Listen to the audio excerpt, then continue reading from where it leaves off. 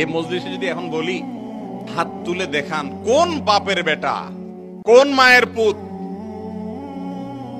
বুক ফুলে বলতে পারবেন আমার বোন যে কয়জন ছিল পাই পাই করে কোরআন যেটুকু বলছে সেটুকু হিসাব করে বাপ মার রেখে যাওয়া সম্পত্তি জমি জমার ভাগ বুঝাই দিছি, কয়জন বলতে পারবেন?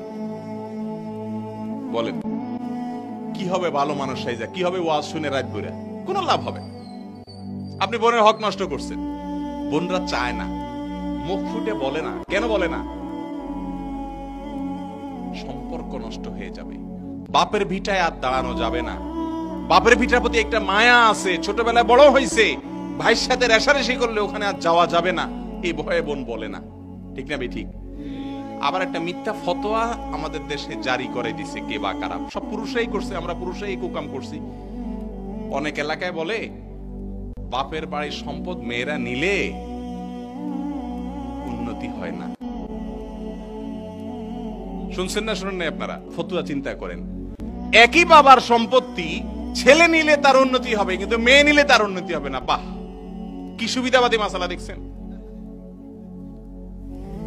কয়জন আছেন যে আপনার দাদার সম্পত্তিতে আপনার ফুফুর যে অধিকার ছিল আপনার বাপ চাচারা দেয় নাই কিন্তু আপনি এখন দিয়ে দিছেন? আছেন একজনও? তো মনে রাখবেন কোন লাভ হবে না আপনার নামাজ, রোজা, হজ, যাকাত বা অন্য কোন ইবাদত। ওলামায়ে কেরাম এখানে আছেন, আমি ভুল বললে ওনারা বলবেন। আপনি আপনার বোনের হক দেন নাই, ফুফুর জমিতে সম্পত্তিতে হক দেন নাই। আপনি যত ভালো মানুষ সাজেন আপনার ভালো মানুষ সাজার কোনো মূল্য নাই। কিন্তু আমরা কজন আছি মাহফিলে নারায় তাকবীর দেওয়ার লোকের অভাব নেই, কিন্তু বোনের হক দেওয়ার লোকের অভাব, ফুফুর হক দেওয়ার লোকের অভাব। সব ভাইরা দেয় না, না দেখ, আপনার অংশে যেটুকু আছে সেটুকু বোনদেরকে বুঝাই দিবেন। বোনরা নিতে চাইবে না, প্রথম ভাই লাগবে না বলে না, ভাই লাগবে না আমার, আমি খুশি আছি ভাই নেন। সম্পদ আবার কান্না লাগে, যত কোটিপতি হোক তারও সম্পদ লাগে, না লাগে কেমনে? আবার সবাই লাগে। অতএব দিবেন, আর সেই সাথে বলবেন বোন এটা মনে করিস না যে তোকে বাবা মায়ের সম্পত্তির ভাগ বুঝাই দিয়ে আমি তোকে আলাদা করে দিছি, না, ভাই বোনের রক্তের বন্ধন এটা তো আজীবনের জন্য।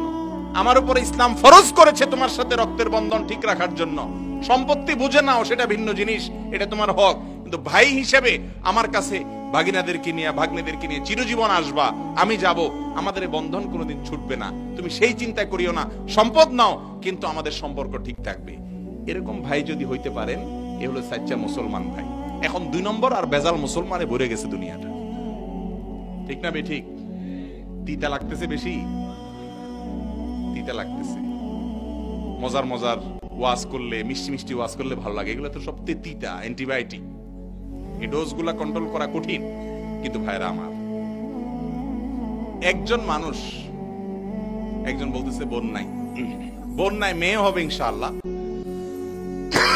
তখন মেয়ের হক ছেলের সাথে সমানভাবে আদায় করে দিবেন। আমাদের দেশে বহু মুসল্লি, বহু আলেম আল্লাহর কাঠগড়ায় কিয়ামতের ময়দানে আসামি হয়ে দাঁড়াবে। কোন নামাজ কালাম কুলাবে না যখন মানুষের হক মেরে আপনি চলে যাবেন ভোগ করে। তওবা করবেন তো ইনশাআল্লাহ? একজন লোক যদি প্রতিজ্ঞা করেন ইনশাআল্লাহ জীবন সংশোধন হয়ে যাবে। আরেকটা হলো মহারণা। মেয়েদের হক সব দিক থেকে মারি আমরা, মহারণা তো দেই না। আসেনি মহারণা দেওয়ার প্রথা?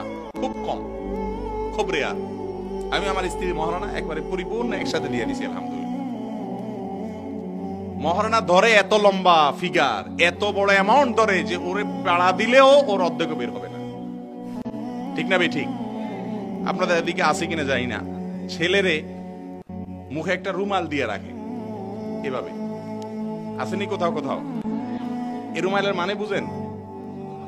হ্যাঁ, এর মানে হলো তোমার কোনো কথা নাই আজকে, চান্দু তোমার মুখে রুমাল, টু শব্দ করা যাবে না। ছেলে কথা বললে অনেক সময় বিয়ে ভেঙে যায়, ছেলে বেয়াদব, মুরব্বীদের সামনে কথা বলছে। ঠিক না বে ঠিক? আমার বিয়ের সময় মহারণা নিয়ে কথা হচ্ছে, আমি রুমাল টুমাল দেই নাই, আমি বললাম যে আমার একটু কথা আছে। কত? আমি বললাম আমি এর বেশি মহৎ দিতে পারবো না, যেটা আমি পারবো সেটা। এখন অনেকে দেখি যে বার্গেনিং করে।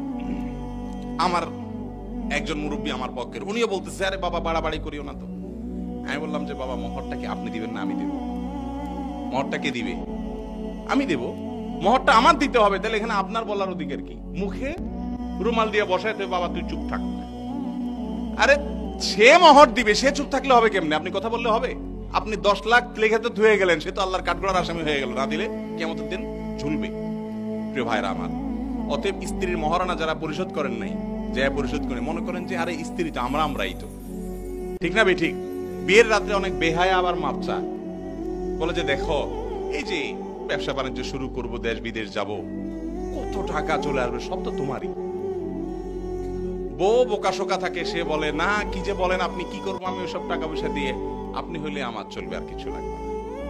এগুলা সব থাকে ইবতেদায়ে ইশক, ইন্তেহায়ে ইশক আবার এগুলা থাকে না, ঠিক না ঠিক? স্ত্রীর মহারণা পরিশোধ করবেন, বোনের সম্পত্তি বুঝাই দিবেন, ফুফুর সম্পত্তি বুঝাই দিবেন। সব ভাই বোন দিতে চায় না, আপনারটা আপনি বুঝাই দিবেন। আল্লাহর কাছে পরিষ্কার থাকবেন তো ইনশাআল্লাহ। শুধু কাল মিষ্টি মিষ্টি সুন্নত আদায়, খাবার শেষে মিষ্টি খাওয়া সুন্নত। সেমাইও খায়, পায়েসও খায়, মিষ্টিও খায়, রসগোল্লাও খায়, দইও খায়, খাবারের শেষে মিষ্টি খাওয়া সুন্নাত। এসব মিষ্টি মিষ্টি সুন্নতের উপর আমল করতে করতে ফরজ গুলো সব আমরা ছেড়ে দিচ্ছি। আজ ভালো মানুষ পাওয়া যায় না মুসলমান বড় সারা দুনিয়াতে, ঠিক না ঠিক? চিটার, বাটপার, মিথ্যুক, অন্যের ক্ষতি করে, মিথ্যা কথা বলে, দলবাজি করে, গালিগালাজ করে, কিন্তু আবার মুসলমান, আবার নামাজ পড়ে, ঠিক না ঠিক? যে ইসলাম আপনাকে মানুষ করতে পারে নাই, যে ইসলাম আপনাকে সুন্দর আচরণ শেখায় নাই, যে ইসলাম আপনাকে অন্যের অধিকার পরিশোধ করা শেখায় নাই, সেই ইসলাম সঠিক ইসলাম না, আপনি ভুল ইসলাম শিখছেন। সংশোধন হবেন তো ইনশাআল্লাহ। আল্লাহ রাব্বুল আলামিন আমাদের সবাইকে পরিপূর্ণরূপে ভালো মানুষ হওয়ার জন্য আজকের এই মজলিসে মন থেকে তওবা করার তৌফিক নসিব করুন। জাযাকুমুল্লাহু খায়রা ওয়া আখিরু দাওয়ানা আনিল হামদুলিল্লাহি রাব্বিল আলামিন।